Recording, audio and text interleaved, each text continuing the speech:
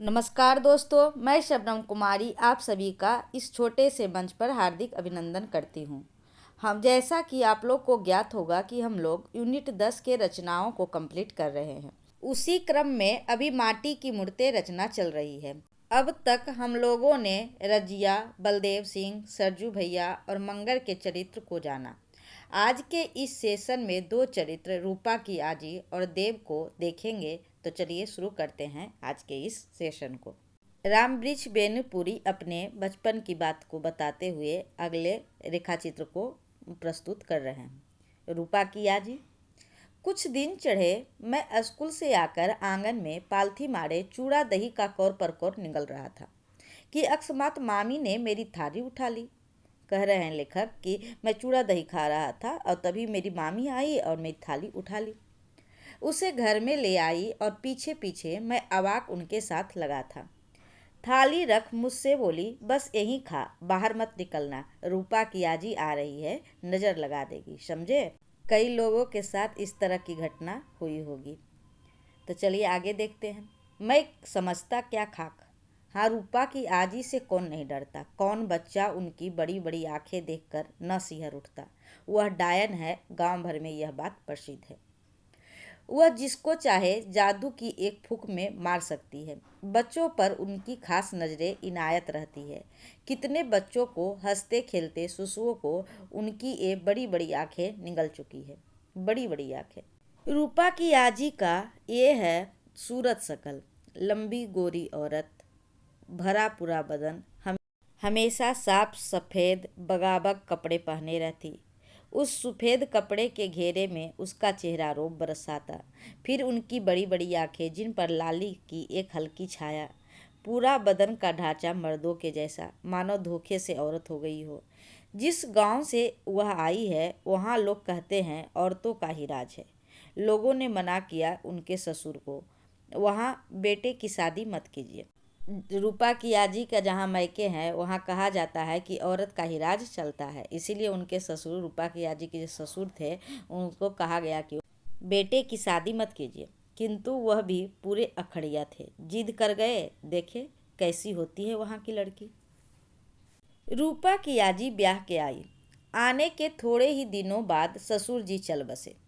कुछ दिनों के बाद रूपा के दादाजी भी।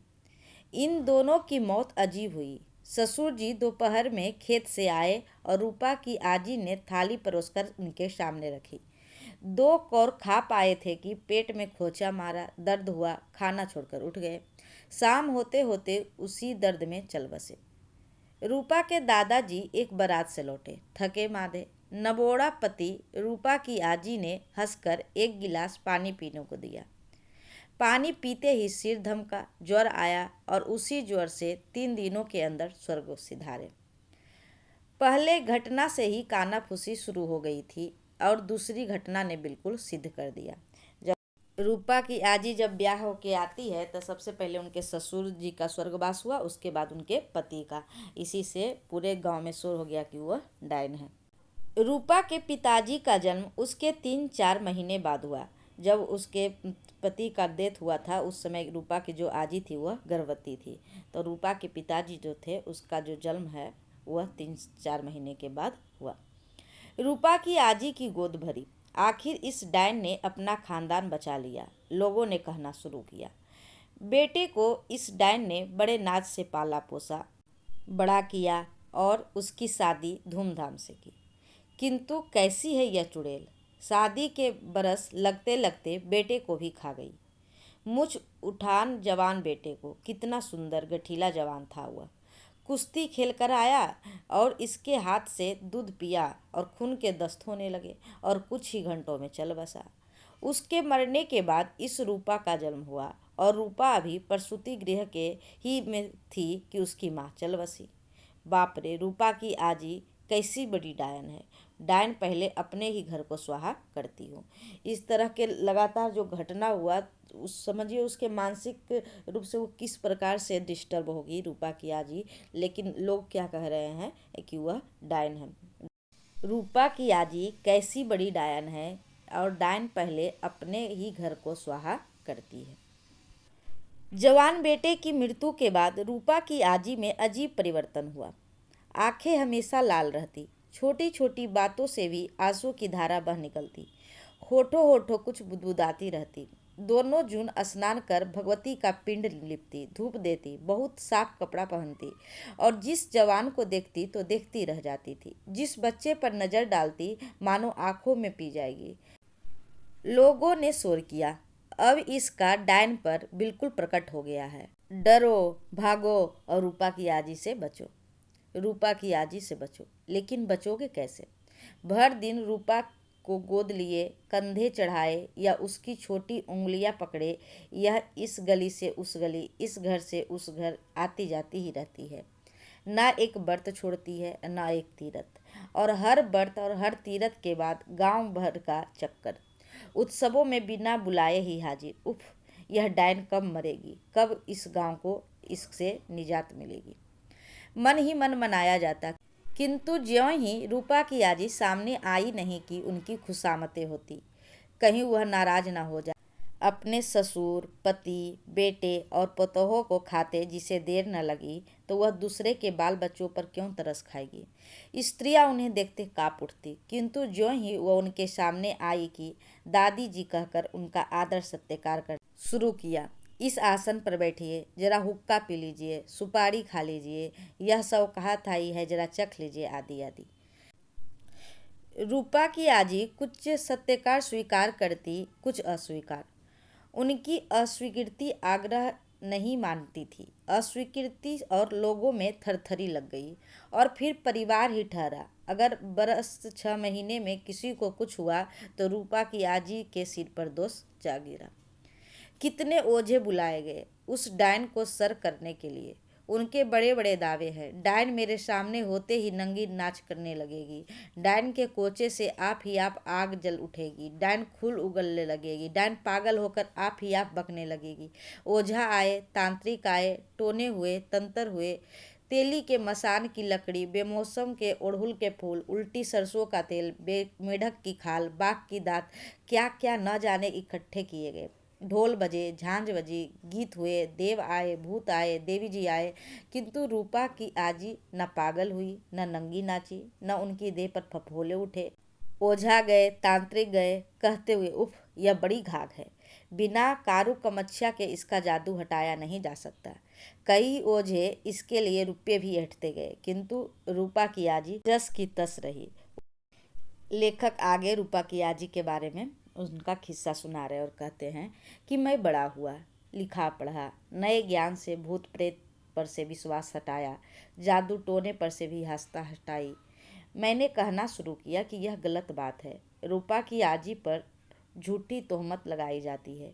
बेचारी के घर में एक के बाद एक आकस्मिक मृत्यु हुई। उसका दिमाग ठीक नहीं, आंखों की लाली या पानी डायनपन की नहीं बल्कि उसकी करुणाजनक स्थिति की निशानी है। बच्चों को देखकर, दुलार कर, जवानों को घूर घूर कर वह अपने जवान बच्चे को याद करती है या उसे भूलने की कोशिश करती है। पूजा पाठ सब उसी की प्रतिक्रिया है। दुनिया में भूत जैसी कोई चीज़ नहीं, जादू टोना यह गलत चीज़ है, लेकिन मेरी बात कौन सुनता है। लेखक कर रहे हैं, मैं ये सब समझाता था सभी को, लेकिन मेरी बात कौन सुनता है।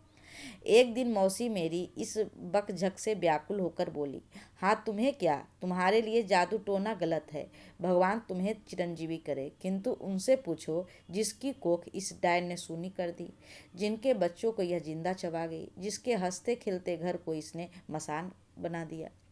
कहते कहते उनकी आंख भर आई, कुछ गरम गरम बूंदें आंखों से निकलकर जमीन पर ढुलक रही। फिर बोली, उस पड़ोसिन की बात है, उसकी बेटी ससुराल से लौटी थी गोद भरकर।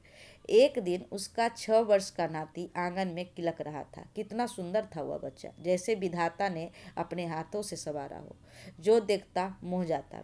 कई दिन मेरे घर आया था, जबरदस्ती मेरे कंधे पर चढ़ गया और दही मांग कर खाया। तुतली तुतली बोली, चिकने चिकने दूध मुँहे दांत, हंसता तो इंजोरिया हो जाते, खिलखिलाता तो हर श्रृंगार झड़ने लगते, और वैसे बच्चे को। हाँ, एक दिन वह बच्चा अपने आंगन में था और यह भूतनी पहुंची। यह भूतनी, हाँ, इसी तरह आंसू बहाती, होठ हिलाती और रूपा के हाथ पकड़े हुए।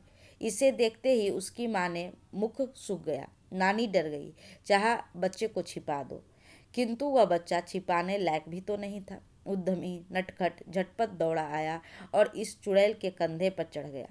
चढ़कर इसके बालों को नोचने, गर्दन को हिलाने और अपने छोटे छोटे पैरों से इसे एड़ियाने लगा। बच्चे की इस हरकत से भूतनी हंस पड़ी। पहली बार लोगों ने इसे हंसते देखा। फिर खुद घोड़ा बनी और बच्चे को सवार बनाया और बहुत देर तक घुड़दौड़ करती बच्चे को हंसाती खिलाती रही।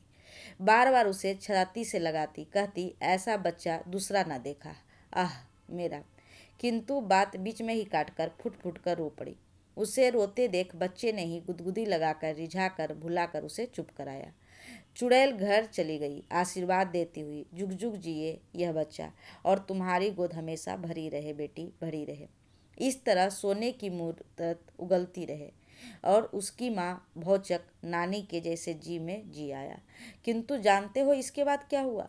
मामी कहे जा रही थी कि कुछ ही दिनों में लड़के को सूखा रोग लग गया। कहाँ उसका वह रूप, वह रंग, वह चूहल, वह हंसी सूख कर काटा हो गया। दिन रात चे चे किए रहता है। जो उसे देखते आंसू बहाते और एक दिन आंसुओं की बाढ़ लाकर वह उह, उस दिन उसकी माँ को तुम देखते, पागल हो गई थी बेचारी। बच्चे की लाश को पकड़े थी, छोड़ती नहीं थी। किसकी हिम्मत जो उसे बच्चा मांगे। आंसू सूखकर ज्वाला बन गए थे। उसकी आंखों से चिनकारी निकल रही थी। बच्चे को छाती से चिपकाए थी जैसे वह दूध पीता बच्चा हो। अंट संड बोलती, बच्चे को मुंह में छाती देने की कोशिश करती और उसे चुप देखकर कभी कभी चिल्ला उठती। जब चिल्लाती तो मालूम होता कि उसका कलेजा फटा जा रहा है और सुनने वालों के भी कलेजा फट जाता। मैं देख रहा था कि मामी का कलेजा आज भी फटा जा रहा है। किस्से का अंत शब्दों से नहीं, आंसुओं के जार से हुआ।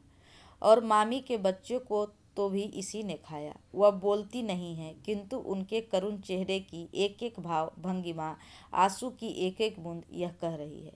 कमबख्त को बच्चे खाकर भी संतोष नहीं हुआ। मामी की कोख में जैसे इसने राख भर दी। तब से एक बेटा न हुआ। बहुत जंतर तंत्र के बाद हुई तो 2 बेटियां।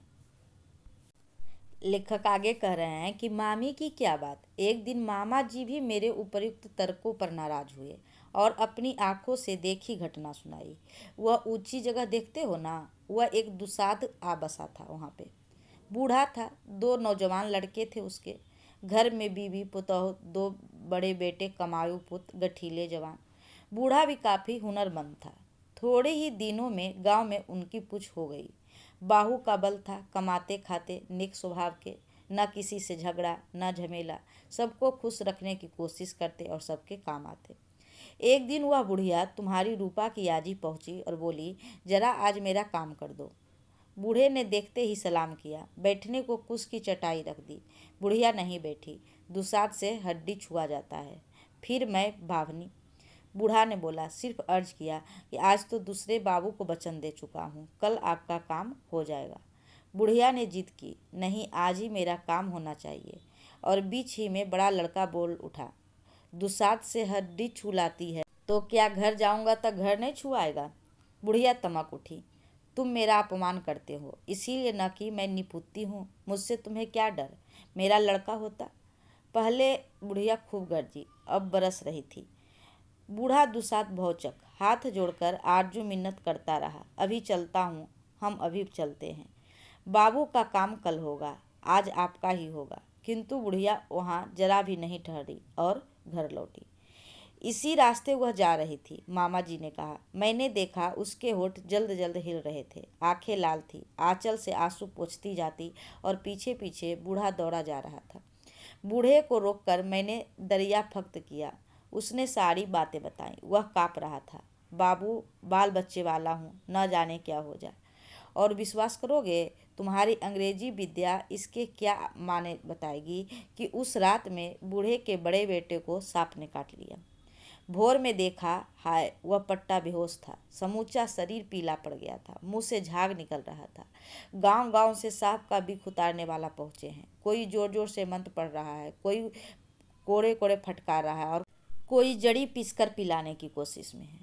कोई उसके नाक में कुछ सूंघा रहा है। जब तक वह आंखें खोलता है, रह रहकर हाथ पैर पटकता है और फिर निःशब्द हो जाता है। बूढ़ा बाप छाती पीट रहा है, छोटा भाई दहाड़ मारकर रो रहा है।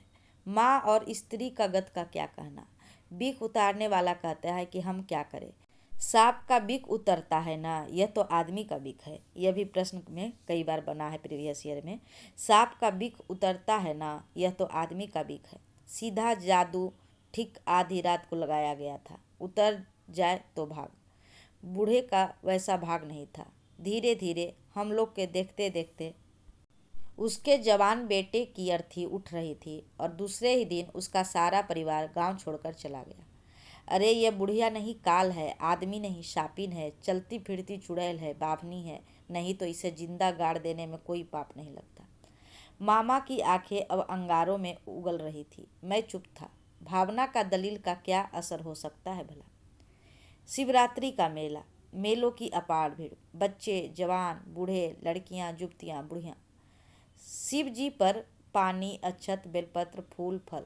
फिर एक दिन के लिए लगे इस मेले में घूम फिर कर खरीद फरोख्त, धक्के पर धक्के, चलने की जरूरत नहीं। भीड़ का वर्णन लेखक कितने अच्छे से कहते हैं कि अपने को भीड़ में डाल दीजिए तो आप ही आप किसी छोर पर लग जाइएगा।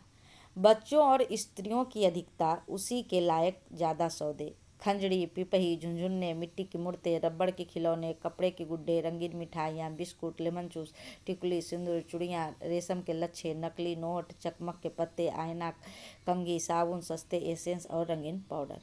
भाव साव की छूट, हल्ला गुल्ला, गहनों के झमझम से चूड़ियों की झंझन, साड़ियों के सरसर से हंसी की खिलखिल।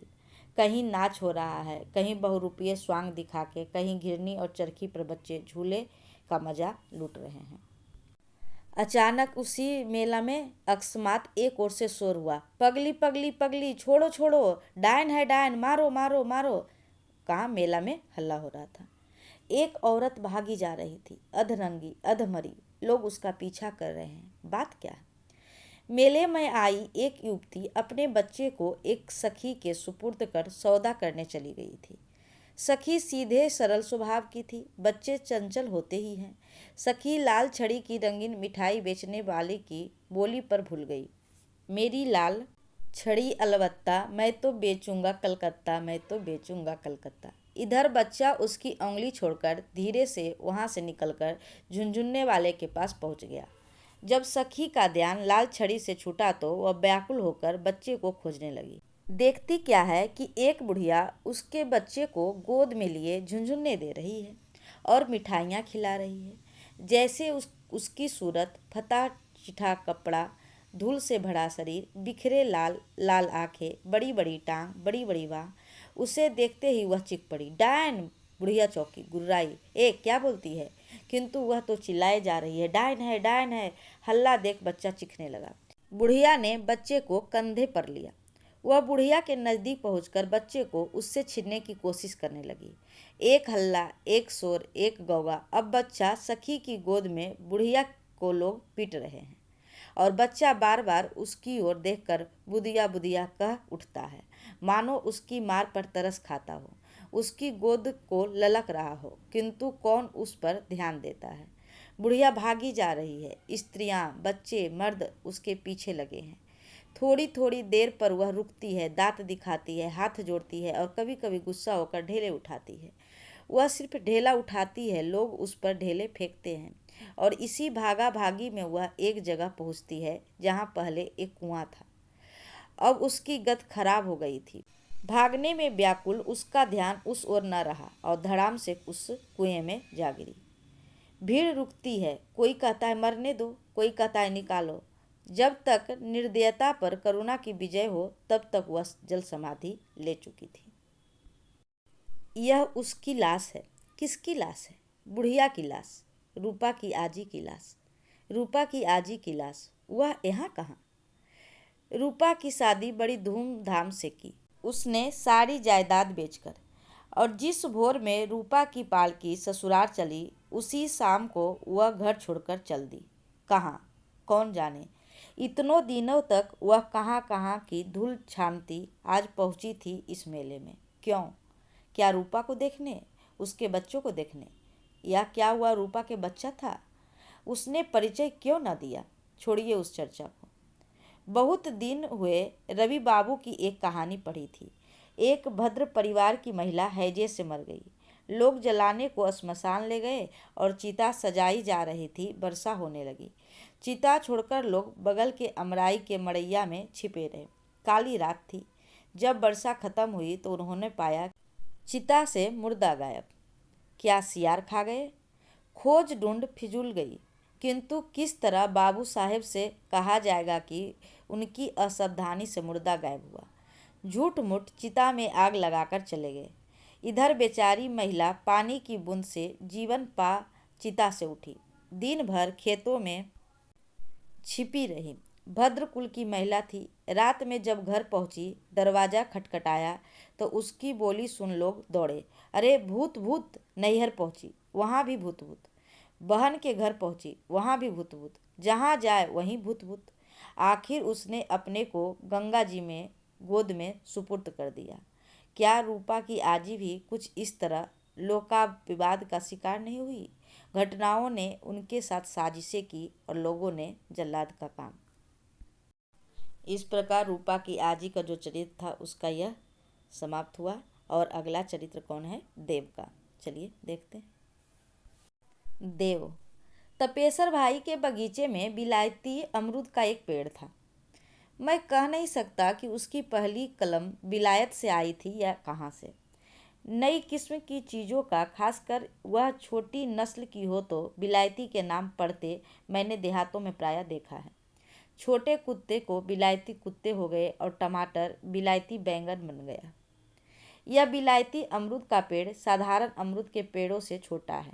इसकी डालियाँ तुनक, लचीली, पत्ते गहरे हरे, ज़्यादा चिकने और छोटे छोटे। फल बड़ी सुपारी से बड़े नहीं। पकने पर उन पर दुधिया रंग चढ़ जाता, लेकिन गुद्दा लाल टेस। हम बच्चे इस पर किस तरह टूटते और हमसे रखवाली करने में तपेसर भाई कैसी चौकसी रखते। देखा है देव, तुमने विलायती अमरूद कैसे पक गए हैं? कहो तोड़ लाऊं? लेखक कहते हैं देव से कि विलायती अमरूद लगता है पक गया है। तो कहता है देव, कहो तो तोड़ लाऊं? अरे तपेसर भाई टांग तोड़ देंगे। हट, बड़े टोने वाले बने हैं। वह तीर सा सन से निकला और पेड़े झाड़ियों की आड़ लेता, लुकता छिपता, कहीं झुकता, कहीं पेट के बल रेंगता, धीरे धीरे विलायती अमरूद के पेड़ के नीचे पहुंचा। और फिर बंदर सा, नन्ही गिलहरी सा वह सर से पेड़ पर चढ़ गया और हमने दूर से देखा कि उसके छोटे छोटे हाथ ताबड़तोड़ पके अमरूद तोड़ रहे हैं और इधर मेरी जीभ पानी पानी हो रही थी। लेखक कहते हैं लाभ से लोभ। देव धीरे धीरे पतली से पतली डाली पर खिसकता गया और मैं देख ही रहा था। वह लपककर एक पका अमरूद पकड़ रहा था कि उसके पैर के नीचे की डाली अर्राकर टूट गई। बाएं हाथ से ऊपर की जिस पतली डाल को वह पकड़े था, वह भी उसे पूरे बोझ से बर्दाश्त न कर सकी। उसके लिए दिए वह जमीन पर धम से आ गिरा। और यह खरखराहट सुन तपेसर भाई अपनी मड़ैये से सोटा लिए निकले। देव 1 मिनट में बैठा नहीं रहा, फुर्ती से खड़ा हुआ और सिर पर पैर रखे भागा। बूढ़े तपेसर भाई कहाँ तक दौड़ते, गाली गुप्तहार करके बगीचे में लौट आए। मैं दूसरी राह से जाकर उसे मिला और उसकी कोट की दोनों जेबों में पके अमरूद पत्तियों सहित झाँक रहे थे। लो खाओ। और उसने अपना हाथ कोट के पॉकेट में डालना चाहा। अरे यह क्या? देखा, उसकी बाईं बाँह निर्जीव सी झूल रही है और कूहनी की हड्डी उतर गई है। मालूम होता है कि हाथ के 2 टुकड़े हो गए हैं, जो चमड़े के जुड़े मात्र हैं। देव ने उस ओर भागने की में ध्यान ही नहीं दिया था। मैंने समझा कि अब इस ओर ध्यान जाते ही देव पीड़ा से चिल्ला उठेगा, लेकिन वह जरा सा चौक भर बिना आह उफ किए अमरूद की ओर इशारा करते हुए मुझसे बोला, जेब से निकाल लो। मैं क्या निकालता? कांपता हुआ, उफ देव, तुम्हारी बाँह टूट गई, जुड़ जाएगी, वह लापरवाही से बोल रहा और मेरे अंगोछे की ओर इशारा करते हुए कहा, जरा इसे समेटकर इसे गले में बांध तो दो। उस टूटी हुई बाँह को अंगोछे से संभालकर झोले की तरह उसकी गर्दन में लटकाते हुए मैंने कितनी पीड़ा का अनुभव किया, लेकिन उसने जरा ऊह भी नहीं की। हाँ, उसकी आंखें कुछ लाल जरूर हो आई। फिर मैंने, कैसे हो तुम? क्या दर्द नहीं मालूम होता? होता क्यों नहीं? वाह, लेकिन चिल्लाने से क्या? क्या उससे दर्द कम हो जाएंगे? उसके होठ हिल रहे थे। चारों ओर हरियाली ही हरियाली। खेतों में मकई, सावा, धान, भदई लहरा रही थी। रास्तों और सड़कों पर तरह तरह के घासें उगाई। पेड़ों की धुली पुछी पत्तियों मन को मोह लेती। घरों पर कद्दू, झिंगनी आदि की लताएं फैल रही थी। इसी हरियाली में जन्माष्टमी पहुंच आई। आम के बगीचे में मिठुआ, बम्बैया, मालदह की फसल खत्म हो चली थी जरूर, लेकिन अभी फजली, भदैया, राढ़ी के गुलके लटक रहे थे। खेतों में मकई के बालों में दूध भर आया था। बारियों में अमरूद की डालियां और खीले की लतियां फलों से लदी थी। एक तो फलाहार की ऐसी सुविधा, और फिर दिन भर का ही तो व्रत है। हम बच्चों के लिए जन्माष्टमी से बढ़कर कौन सा व्रत हो सकता था। हम में से अधिकांश व्रती थे। बगीचे के बीच में जो ठाकुरबाड़ी है उसमें व्रत की तैयारियां हो रही थी। जन्माष्टमी व्रत की तैयारियां हो रही थी। लोगों की आवाजाही लगी थी। तरह तरह के प्रसाद तैयार किए जा रहे थे। धनिया भूनकर पंजनी बनाने की जो तैयारियां हो रही थी उसकी सौंधी सुगंध हम बच्चों को पागल बना रही थी। ठकुरवारी से कुछ दूर हट एक पेड़ के झूला डाले पेंग पर पेंग ले रहे थे। कब सूरज डूबे, आधी रात बीते, चांद उगे कि कृष्ण भगवान जन्मे, और हम फक्के पर फक्के पंजनी फाके। कौन? जो धनिया के जो बनता है उसी की बात कर रहे हैं लेखक। हमारी अधीरता का क्या कहना। हम 7-8 बच्चे थे। 1-2 लड़कियां भी थी। देव भी था। बिना उसके कौन पेड़ पर चढ़कर रस्सी लटकाता, और इतने जोर से पेंग भी कौन देता। पेग पर पेंग, कभी गाना, कभी हा हा ही। साफ साफ एक लड़की चिल्ला उठी। बगीचे से सटी जो बसवाड़ी थी उसमें एक जोड़ा गेहूं रहता था। यह तो प्रायः सुन रखा था, लेकिन इस मध्य दोपहरी में जब हम इतने लोग इकट्ठा होकर कोलाहल कर रहे थे तो सांप निकलेगा इसकी कल्पना भी नहीं थी। लड़की के आवाज़ से ही हमारे नज़रें उस ओर दौड़ गई जिधर उसकी कांपती तर्जनी इशारा कर रही थी। बाप रे, सबके मुंह से निकला, और कई तो बेतहाशा भागे। घबरा तो हम सभी गए थे। शायद भादों की बिना बादल की सूर्य किरणों की असीम गर्मी से व्याकुल हो सांप अपनी बाबी से निकला था और कहीं निश्चित ठंडी जगह की तलाश में चला था। जब कुछ बच्चे चीखकर भागे, उसकी चीख सुनकर वह सांप जहाँ का तहाँ अड़ गया और सिर उठाकर अच्छी तरह हमें देखना चाहा। उफ, उसकी सूरत 2.5 हाथ से लंबाई कम नहीं। पत्तों से छनकर जो सूर्य किरणें उस पर पड़ रही थी उससे उसका गेहुआ शरीर दमक रहा था। फन काढ़े वह सांप खड़ा था। फन 4 इंच से कम चौड़ा क्या होगा।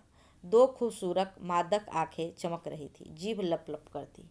क्या किया जाए, यह सवाल उठने भी न पाया था कि देव एक डंडा लिए उस ओर बढ़ गया। मैंने उसे रोकना चाहा। हमने सुन रखा था कि दुनिया में 3.5 ही वीर है। पहला भैंसा, दूसरा सूअर और तीसरा गेहूं, और आधा राजा रामचंद्र। यह भी लाइन काफ़ी बार एग्जाम में आया है कि दुनिया में 3.5 ही वीर है। पहला भैंसा, दूसरा सूअर, तीसरा गेहूं और आधा राजा रामचंद्र। भैंसे, सूअर और गेहूं सीधा वार करते हैं, कभी पीठ नहीं दिखाते। रामचंद्र वीर थे, लेकिन बाली को मारने के लिए उन्होंने पेड़ की ओट ली थी। यों राजा रामचंद्र से भी ज़्यादा वीर थे। उनमें से एक हमारे सामने खड़ा है, और उसे छेड़ने को यह हमारा छोटा साथी देव एक छोटा सा डंडा लिए बढ़ रहा है। छोड़ो इसे, भागो, हम यह चिल्ला ही रहे थे। देव सांप से एक लग्गी पर पहुंच चुका था। उसे अपनी ओर आते देख एक बार तो सांप फन समेटकर सिर नीचा कर दिया। मैंने समझा कि अब वह भागेगा, लेकिन नहीं। ज्यों ही देव उससे एक लग्गी पर गया, एक बारगी लगभग 1 हाथ सिर उठा। फन को ज़्यादा से ज़्यादा चौड़ा कर उसने वह फुफकार छोड़ी, जिससे कालिया नाग पर कृष्ण पर की गई फुफकार की याद दिला दी। फुफकारे छोड़ता और वह सिर को लगातार हिला रहा था, जैसे वह गुस्से में काँप रहा हो। देव भागो, हमने चिल्लाकर कहा, लेकिन वह उसका फन देखता और अपना डंडा संभाले खड़ा था। न सांप 1 इंच आगे बढ़ता और न देव के पैर आगे या पीछे उठते। इधर हमारा शरीर पसीने पसीने हो रहा था। देव की आंखें गेहूं की आंखों पर गड़ी थी। भागो, हम फिर चिल्लाए। उसी समय देखा देव अपने डंडे को संभाल रहा था, और पलक मारते ही उसने छोटे डंडे को इस तरह तौलकर फेंका कि वह जोरों से सांप के फन के ठीक नीचे, जमीन से लगभग 1 बालिश्त ऊपर, उसकी गर्दन पर कहिए तड़ से लगा। डंडा इतने जोर से लगा था कि सांप फन सहित एक बारगी उलट गया, किंतु दूसरे ही क्षण वह संभल कर फिर खड़ा था। और एक बार मालूम होता कि सिर्फ उसकी पूंछ या कुछ इंच हिस्सा जमीन पर है, नहीं तो वह पूरा का पूरा खड़ा था, फन फुलाए, झूमता, फुफकारता। मालूम होता कि साक्षात यमराज तांडव नृत्य कर रहा है। देव का हाथ खाली है। सांप कहीं उस पर टूटा तो आज वहीं का वहीं रह जाएगा, मैंने सोचा। लेकिन किसकी हिम्मत जो देव की मदद से यमराज के मुंह की ओर बढ़े। देव खड़ा था। कहीं उसे भय से थरथरी तो नहीं मार गई, भागो भागो। लेकिन यह क्या? फिर तुरंत ही सांप आप इस तरह जमीन पर गिरा कि हमने उसके गिरने की पट सी आवाज़ भी सुनी। गिरकर वह लगातार पूंछ पटकने और जमीन से थोड़ा ऊपर सिर उठा उठाकर फुफकार छोड़ने लगा। उसके गिरते ही हम में से कुछ की हिम्मत हुई। गुल्ली डंडा खेलने के लिए जो डंडे थे उन्हें हम लेकर हम लोग आगे बढ़े।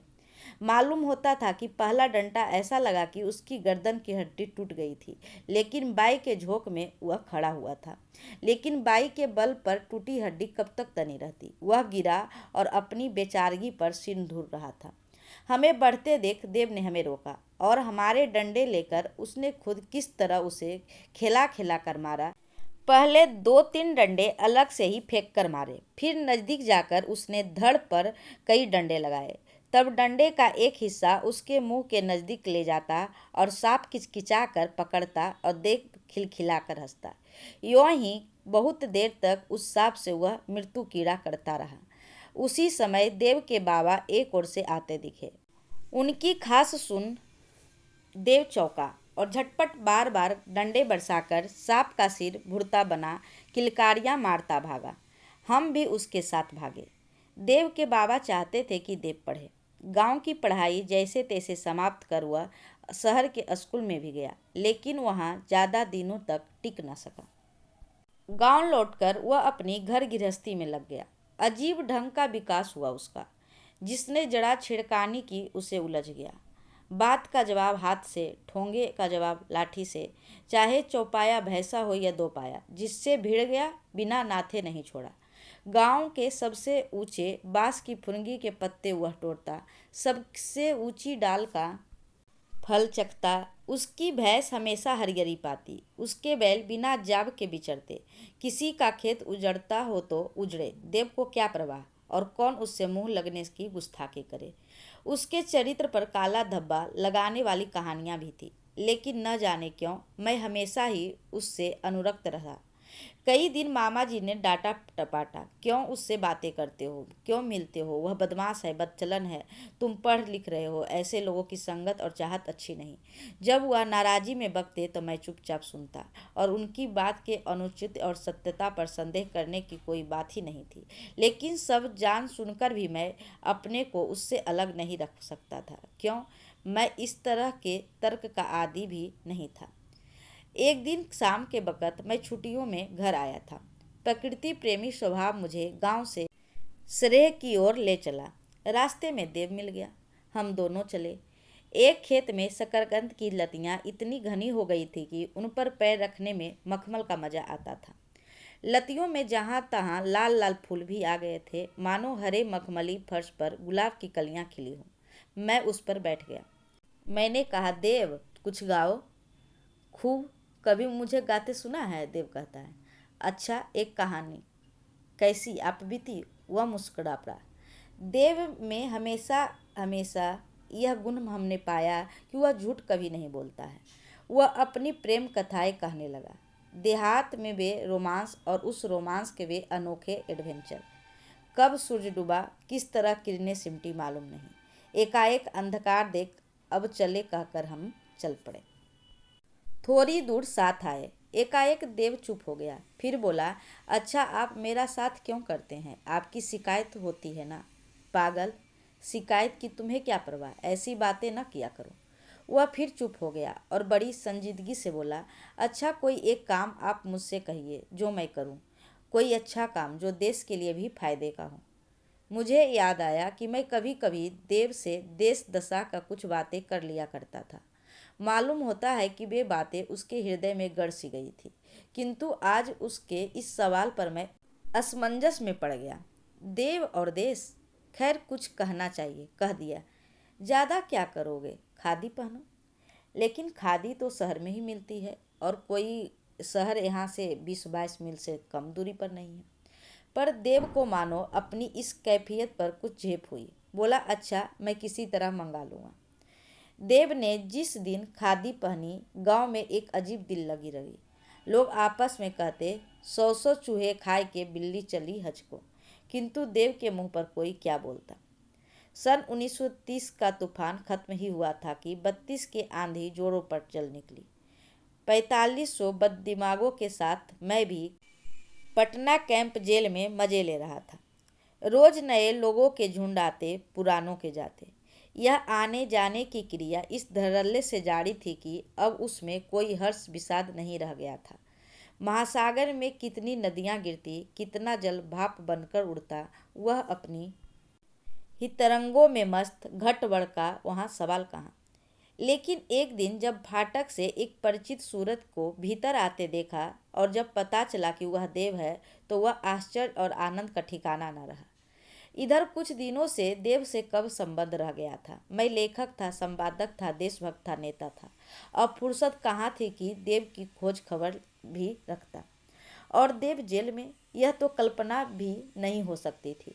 किंतु आनंद के उद्रेक में कुछ पूछने की फुर्सत भी कहाँ थी। उसे अपने ही बाड़ में ले आया।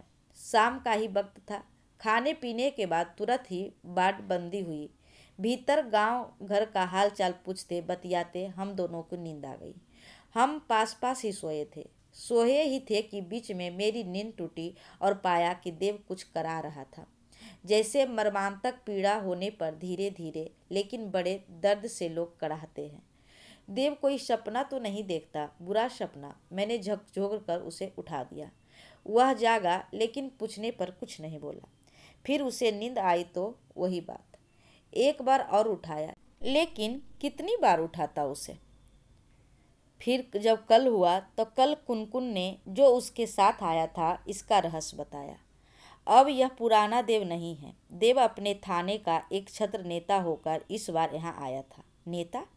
हाँ हाँ, लेकिन इस नेतृत्व की कैसी कीमत अदा करनी पड़ी है उसे। देव का थाना जिला भर में क्या, अपने काम से सारे प्रांत में प्रसिद्धि प्राप्त कर गया। कांग्रेस बुलेटिनों में उनकी चर्चा। सत्याग्रहियों की टोलियां लगातार सरकार को परेशान और सब डिवीजन की छोटी सी जेल को आबाद किए रहती। जिले के अधिकारी बड़े घपले में। पुलिस के धावे, जब्तियां, जेल कुछ भी कारगर साबित न हुए। जब तक खुराफात की जड़ देव नहीं पकड़ा जाता, तब तक सब धरपकड़ फिजूल थी और देव को पकड़ने की उनकी सारी चेष्टाएं बार बार बेकार जा चुकी थी। किंतु पुलिस जो काम 1000 सरगर्मी दिखाकर और लाख सिर पर पटक कर न कर सकी, एक दिन देव ने खुद कर लिया। अब थोड़ा जेल का मजा लिया जाए, उसने तय किया। खबर कर दी गई कि अमुक दिन थाने पर जुलूस जाएगा और नेतृत्व करेगा देव। दरोगा जी को अपनी ताकत पर विश्वास न हुआ।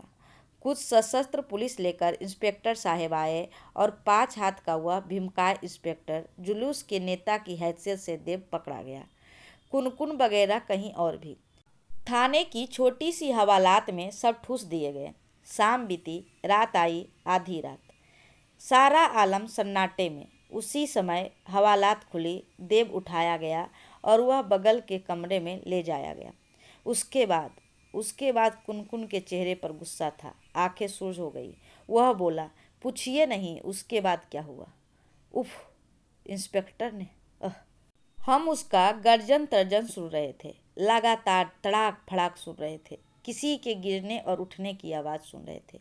क्या देव जी पर मार पड़ रही है? लेकिन वह चिल्लाते तो नहीं हैं। और यही न चिल्लाना तो उसके लिए आफत हो गई। इंस्पेक्टर अपने चमड़े मढ़े डंडे से, थप्पड़ से, घुसे से, सिर पड़ने पर बारी बूटों से लगातार प्रहार पर प्रहार करता रहा। लेकिन देव जी चिल्लाते कहाँ तक। उनकी आंखों में आंसू तक न आए।